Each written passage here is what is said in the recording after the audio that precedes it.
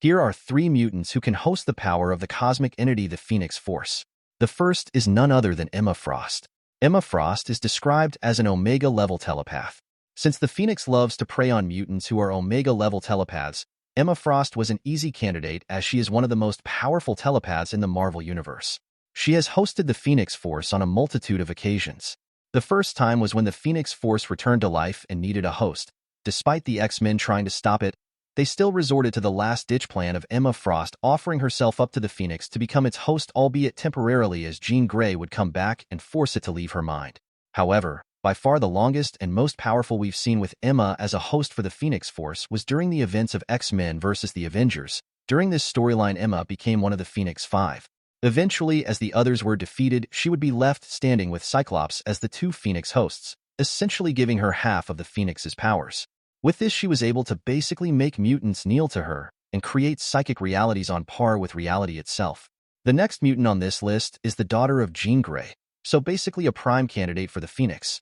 Rachel Summers is the daughter of Jean Grey and Scott Summers on Earth 811. On this Earth, mutants were hunted down by humans and Sentinels. Her powers come from being born while Jean Grey was merging with the Phoenix Force, giving her the ability to draw from the Phoenix on top of inheriting her mother's powerful telepathic and telekinetic abilities. Her powers have a unique electric blue energy signature when used. She joins the X-Men to fight against the humans and Sentinels and to stop Sentinel rule. During the events of Grey's End, Rachel says one of the most powerful lines, "I'm not my mom. I'm not Phoenix.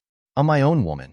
And by the time I'm done, they'll wish I were the Phoenix," vowing vengeance on the Shi'ar for the deaths of her family.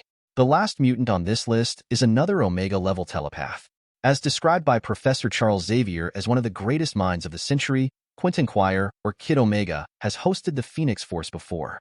The first instance Quentin Quire came into contact with the Phoenix Force was when it returned to Earth and sensed him, thinking that he might be Jean Grey, ultimately deciding that he wasn't and passed him, but that shows how capable he is and how similar he is to the Phoenix's true host Jean Grey.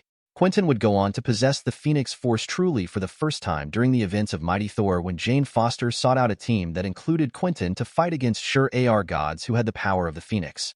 Jane Foster found him at an island where he self-exiled himself and recruited him to be part of the team.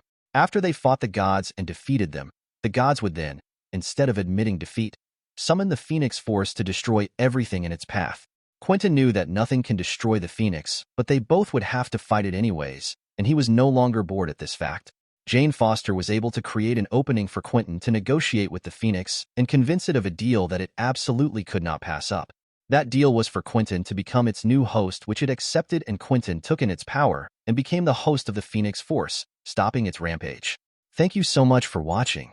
Let me know what you guys think. There are definitely other mutants who can and have hosted the Phoenix Force before.